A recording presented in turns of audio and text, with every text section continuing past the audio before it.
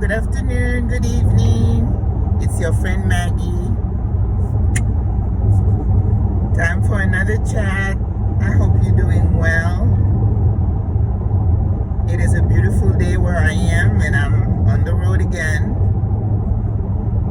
And I hope that you woke up happy, grateful, and ready to do your best, be your best, right? I try to do that every day. That's why a lot of things don't bother me too much, especially how people perceive me. I just do me. I hope you can do you. So I wanted to do a short one today.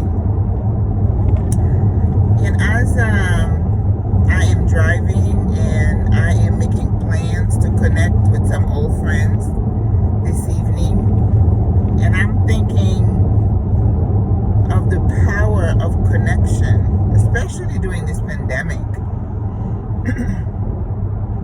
Because I can tell you, I go to my facilities, and one of the hardest things for our patients is the fact that they can't see their families. They can't socialize much because of restrictions. They have to stay in their rooms. And it adds another layer of anxiety for these people.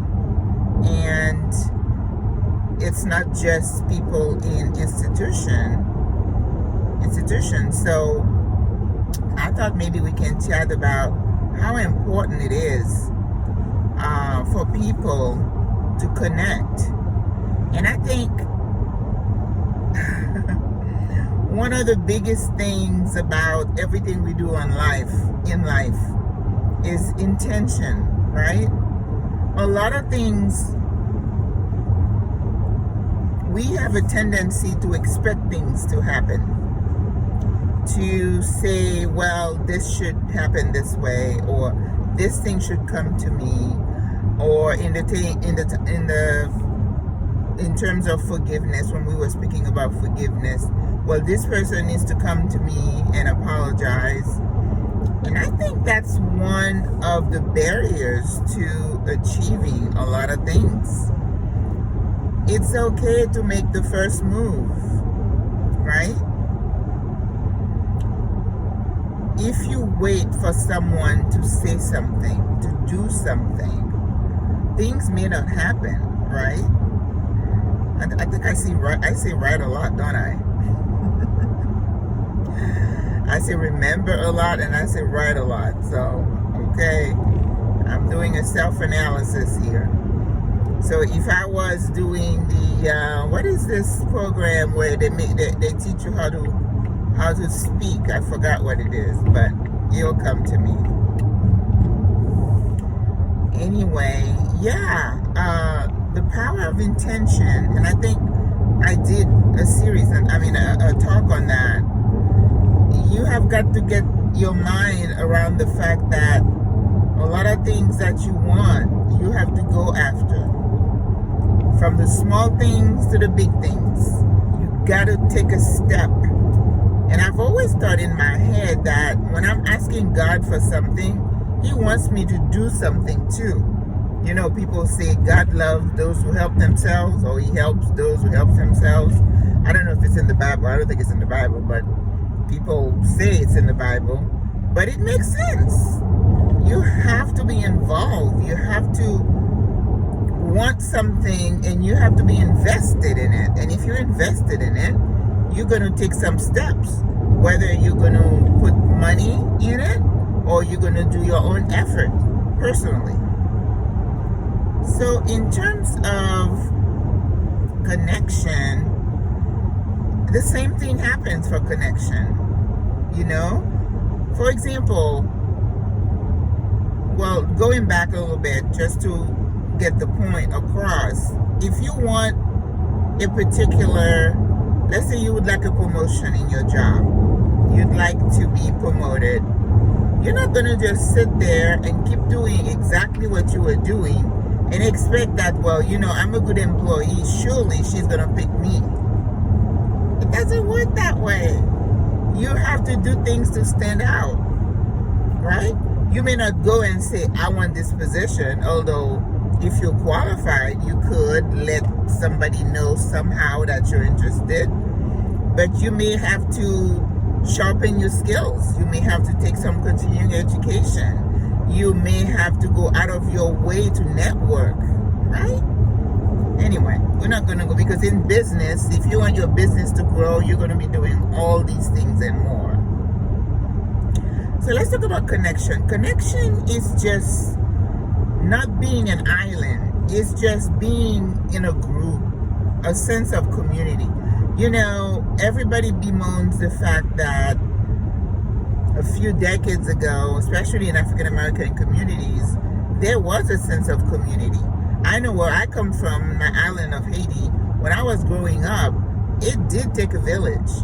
You know, grown-ups on my street, they all had their eyes on all the kids. That's why if you did something and your mom wasn't there, trust me, you didn't have to tell your mom. Your mom would find out. Because those moms, those other moms, they felt entitled. They felt like they were your own mom. And I think that created a layer of protection for kids. I used to say, I was a tomboy when I was growing up. You couldn't tell by looking at me now, right? But I used to play in the street. When I was on summer vacation, if I didn't go to my godmother's house in the hills, where I was, you know, playing around, being at the river and just going in the woods, I would play out in the street all day long, and it was the best time. Oh my God. I had such a great childhood. I have no regrets whatsoever. And my mom wasn't there. Okay, so I can't say, well, my mom wasn't there to provide all that motherly love. Somehow I got it because I had a village. I had a village. So we don't have that anymore, because somehow going to the 80s, 90s, everybody is career-minded and everybody is moving wherever, leaving their families, you know, and we as parents, we kind of tend to send the kids off. It's an expectation that if they grow up, they're going to move to some big glitzy city and leave us.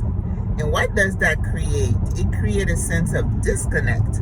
Not only on the part of the child who is somewhere in a big city, like I was, like my mom sent me to big New York City, not the city, but New York State, by myself with a couple of strangers, just so that I could have an opportunity. You know, sometimes we really have to think. And that's why I say a life coach who is insightful, like I'm going to be, is going to ask you those hard questions. What it is that you want.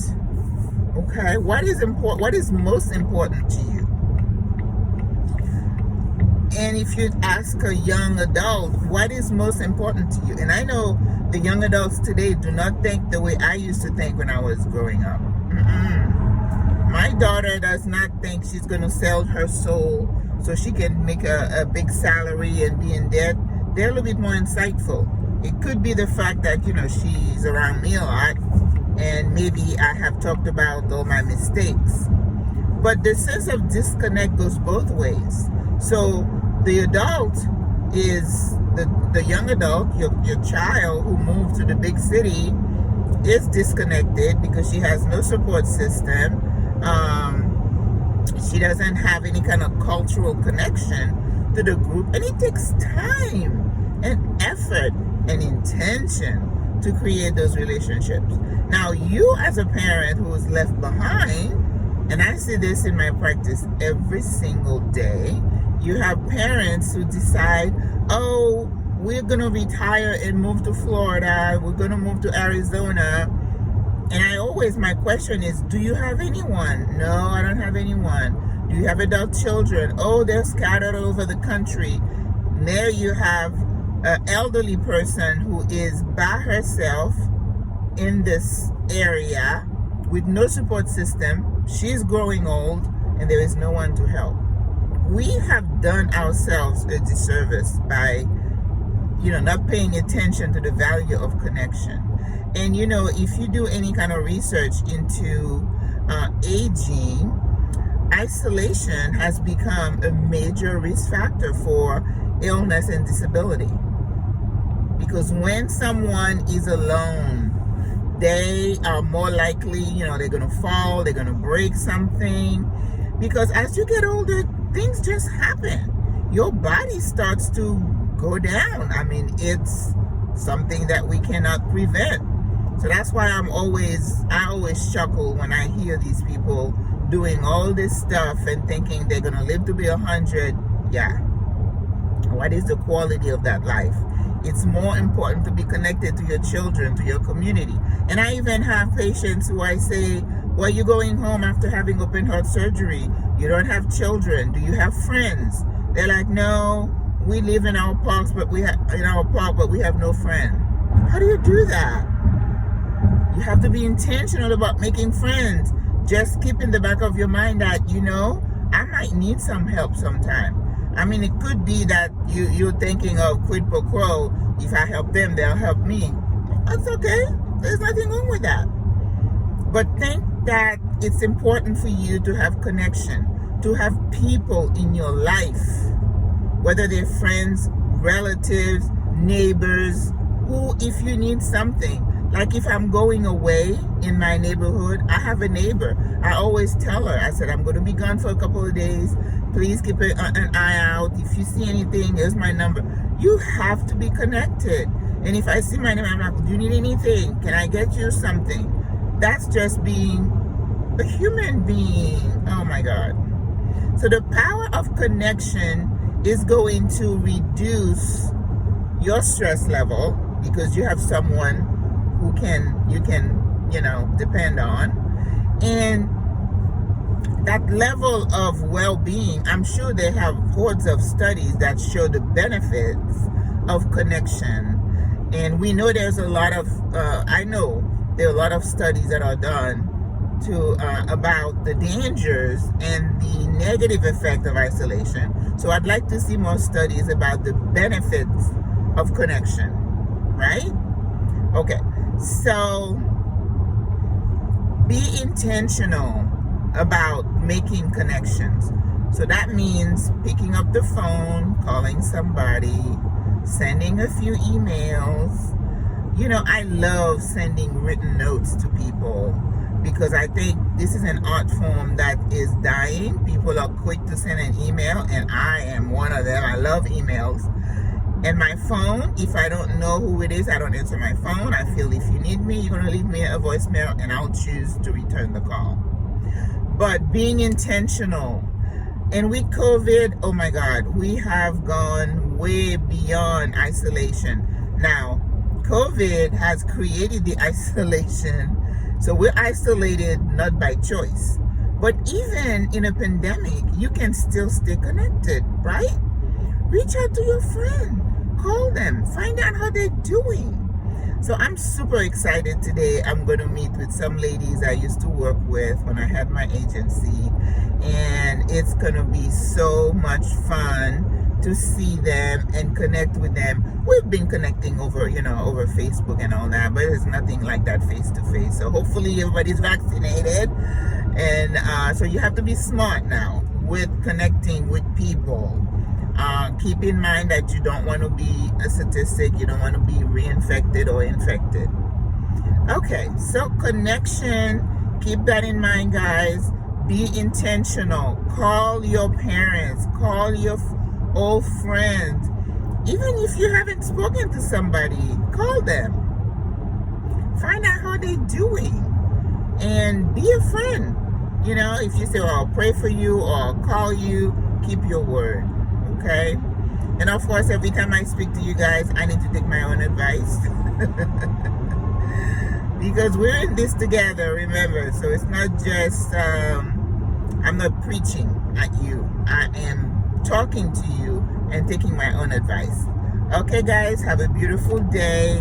God loves you. I love you. Au revoir. À la prochaine. Bonne journée. Mwah.